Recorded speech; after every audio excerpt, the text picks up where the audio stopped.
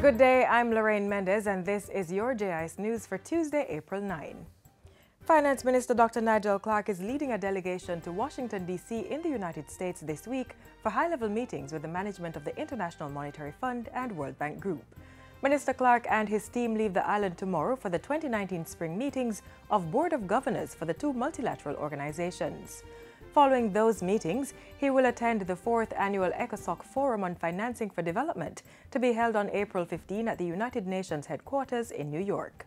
At that forum, Dr. Clark will be a panelist in the Ministerial Finance Dialogue on Mobilizing Finance for Climate Action at the invitation of the President of the UN Economic and Social Council, ECOSOC.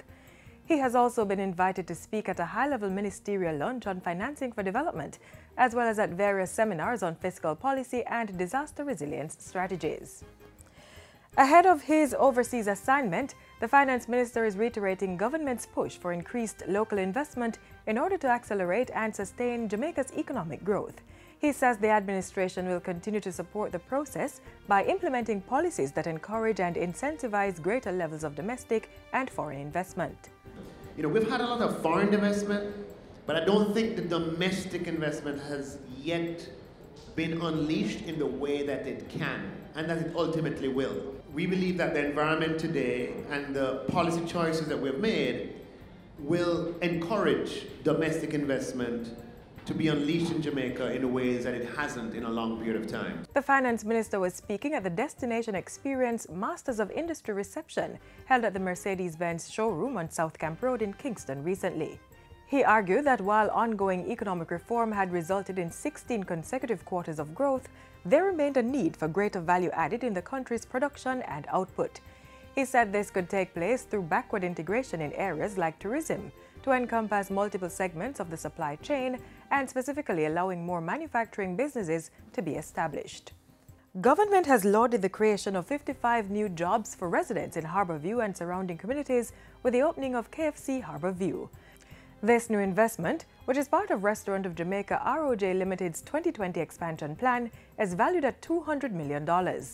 Industry Minister Audley Shaw, who was addressing the grand opening on Saturday, said the initiative supported government's push to decrease the unemployment rate across Jamaica. I must commend the Restaurants of Jamaica for the overall growth of the food chain and for its contribution to nation building over the years through employment, strategic partnerships with other entities, as well as the company's impressive response to corporate social responsibility.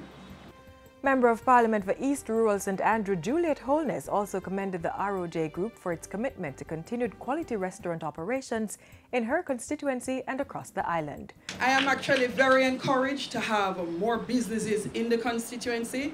It actually provides employment, and those businesses drive others to come along and join the community. This new location is the second of 4 KFC restaurants that are being opened as part of the company's expansion plans.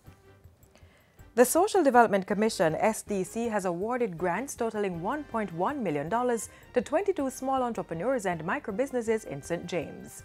The grants were presented during a recent handover ceremony and workshop held in the SDC St. James office at Albion.